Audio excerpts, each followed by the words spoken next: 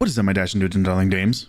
I am the Horns TV, and welcome back to the only subreddit where you get to see the dregs of society. It's r/Tales from Retail.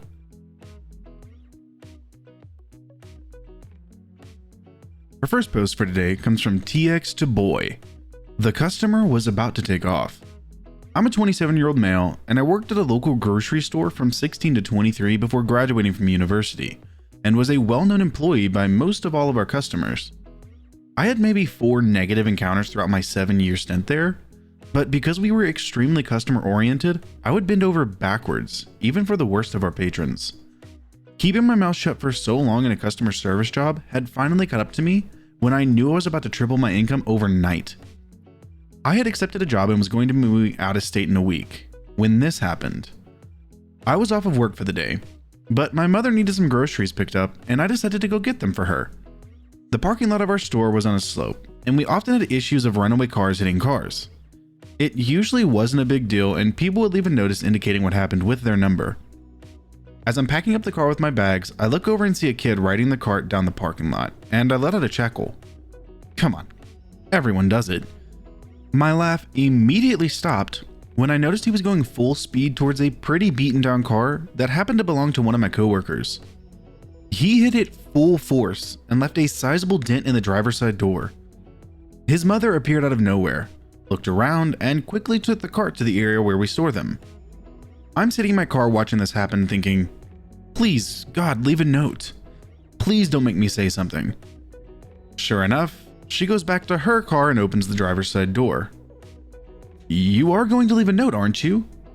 What? Your kid hit that car and left a mark. You need to do something about it. Mind your own business. It's not even noticeable, and I don't have paper or a pen to write my information down. If you're not going to say something, then I am. At this point, I lost it.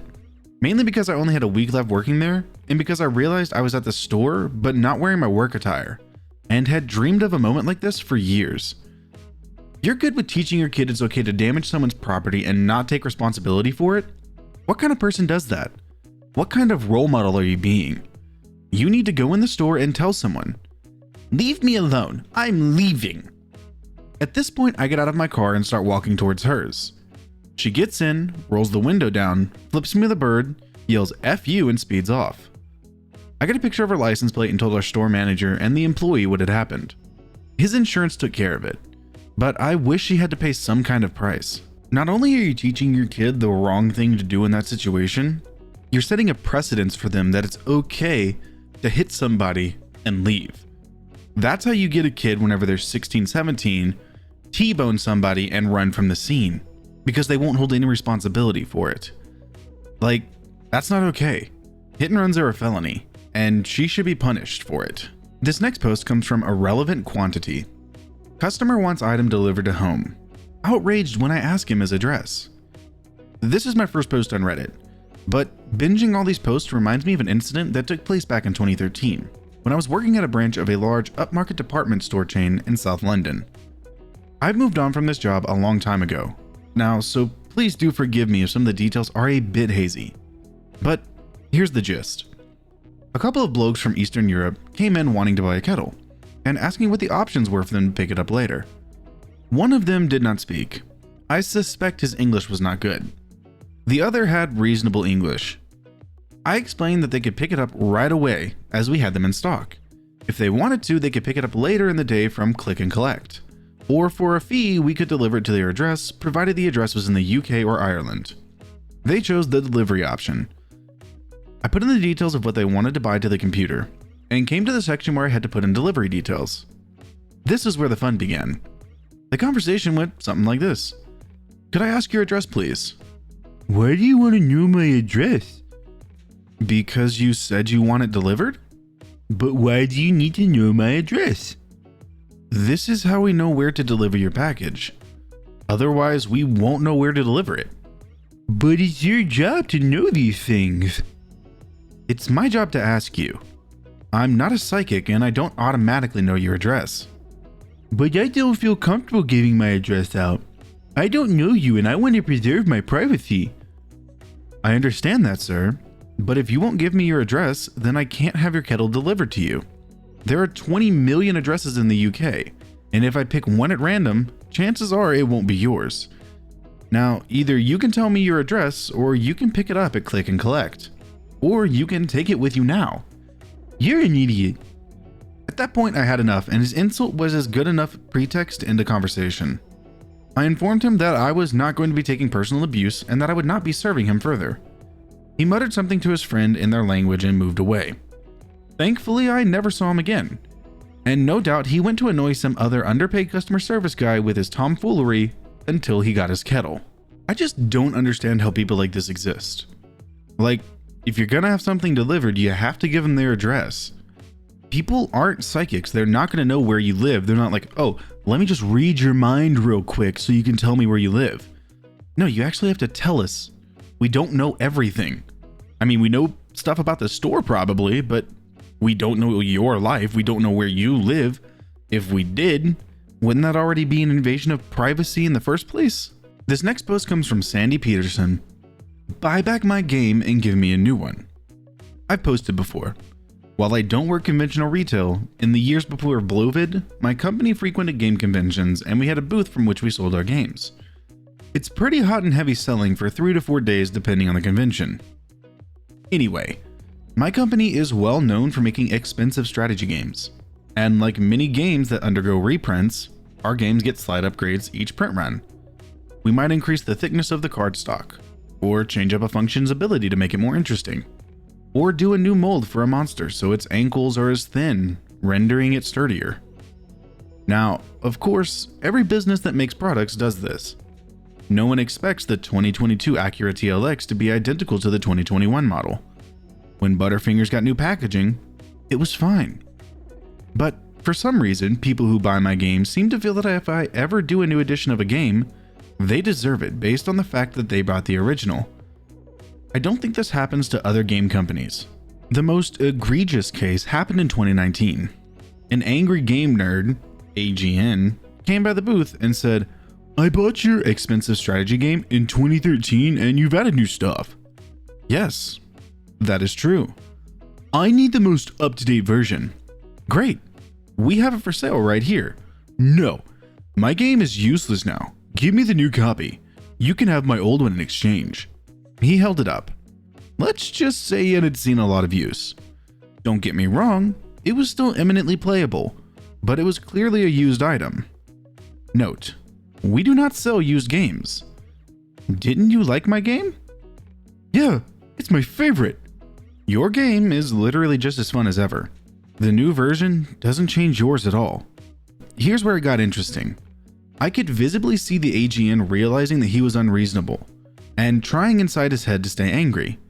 His basic problem is that he, like a lot of game nerds, was actually fairly intelligent, so it is harder to maintain the attitude.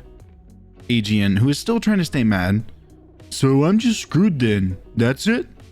Your game is a first edition, a collector's item. He just scowls. Then, because I like to keep my fans happy, I offered to give him the upgraded monster model, the one with sturdy ankles, for free. The whole bus didn't applaud, but he did hang around the booth for like 40 minutes, then bought a $60 game. So I did make back my money on the monster model.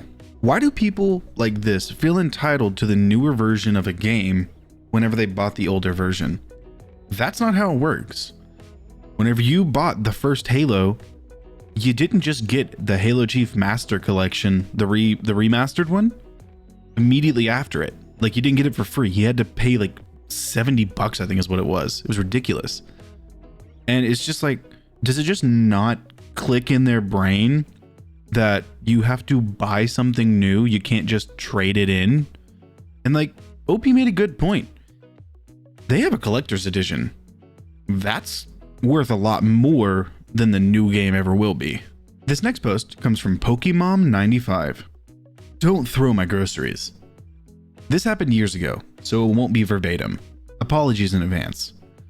When I was 17, I was working in a large chain grocery store as a cashier. I've been working there since I was 16 and continued to work there until I was 18. I'm autistic and cry when I'm super stressed or frustrated. I can't control it or hold it back. It just happens. This one fateful day, it was nearing a holiday. Which holiday it was, I can't remember. but the store was extremely busy. I arrived for my shift after being dropped off by the school bus and clocked in. The front-end manager instructed me to hop on to one particular register that was known to be one of the busiest. Great, I thought. I expected a wave of non-stop customers until I clocked out at 8 p.m. And so, I proceeded to take customers. Hello, how are you? Did you find everything okay? Do you have your store card? Is there anything in the bottom of your card?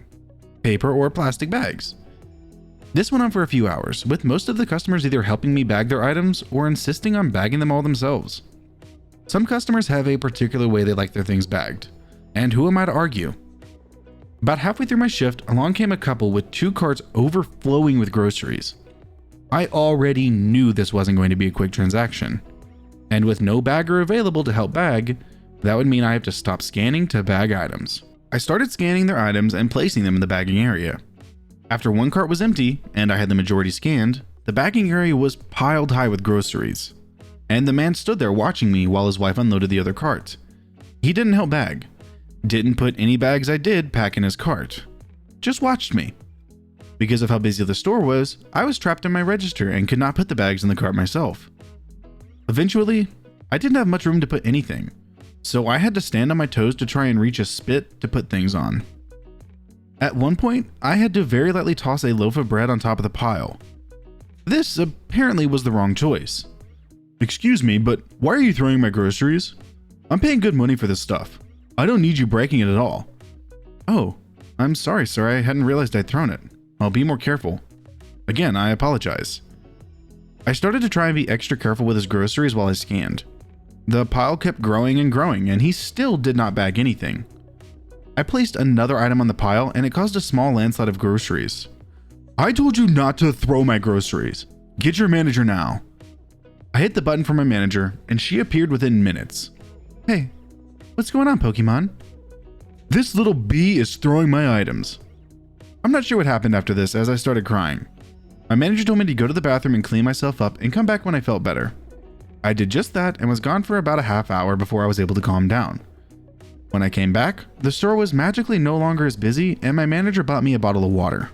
Man, am I glad that your manager understands your situation. Because your manager could have come up there and just started yelling at you, or just pandering to this guy. And it's like, well, if you don't want your groceries to have to be thrown, maybe you should, bag some of them. Because you had 2 carts full. I can't exactly take the time out of my day to bag your groceries whenever I'm supposed to just be scanning them. And I get it is technically part of your job, but at the same time, they shouldn't expect you to be able to do all of that with how much they had and still get them out of there in a timely fashion. Our final post for today comes from Cookie Bomb 6. No, sir. You can't use your large knife to test the sauces before purchase. I've read this forum for a while, and I thought I'd share something that happened a few weeks ago in my store. I'm a manager in the deli of a large southern chain grocery store. I was heading back from lunch and cut through the international foods aisle. There, I saw this older man in army-style khakis kinda hunched over his cart. Because of his older age, my immediate concern was that something was wrong. I had a customer in my last deli job have a heart attack in the aisle and die, so I guess I'm more susceptible to notice these things and feel concern. I started to slow down to check on him and see if he needed help. However, I saw that he had a bottle of soy sauce in one hand and a large hunting knife in the other that he's using to cut open the bottle. My new concern is the safety for everyone else. I mean, this was a Crocodile Dundee-sized knife. Given that I'm a smaller woman, I made the choice not to confront the man myself alone and used the headset to page for help. I said there was a man in aisle X with a huge knife opening bottles. The response I got was a baffled, "There's what?" Nope, you didn't hear that wrong. Luckily for us, our store is frequented by lock firefighters and police officers. 2 local firemen overheard me and came rushing over to see the guy. Immediately, the yelling started. They told him to put away the weapon, and he started yelling that he only wanted to test the sauces to find what he liked. Turns out, there were already 5 open bottles back on the shelf. The firefighters blocked off the aisle to prevent other shoppers from getting near, as the store manager told me he had to leave. Luckily, an on-duty cop had come in for dinner and stepped in to escort the man outside and remove him from the property while he hollered and shouted the whole time that he did nothing wrong. We are still baffled to this day about just what the guy was thinking. We now use it to judge customer levels. Is he, you're out of X item crazy, or using a knife to test the sauce is crazy? My first thing, if he's old, he's been around long enough to know that if you open something in a store, you are required to buy it. Number two, we're in the middle of a pandemic. That is a safety concern. We don't know what your germs are spreading. Number three, what guy walks into a store, says, I want to know what sauces I like, and pulls out a freaking Bowie knife? Like, no. Buy them all, take them home, you figure out which ones you like and which ones you don't, and you don't buy the ones you don't like the next time. Well, all right, my dashing dudes and darling dames, that is going to do it for today's episode of r/Tales from Retail. I hope you liked the stories, and if you did, I'm going to link them in the description as always. And if you liked the video, subscribe, share, drop a like, and a comment down below with what you'd like to see me read next. A humongous thank you to everyone who continues to subscribe, comment, and watch my videos. I cannot thank you for how much y'all are pushing my channel out, and I can't thank y'all for the nice comments that y'all are leaving on my channel. But with that being said, I'll see you in the next video.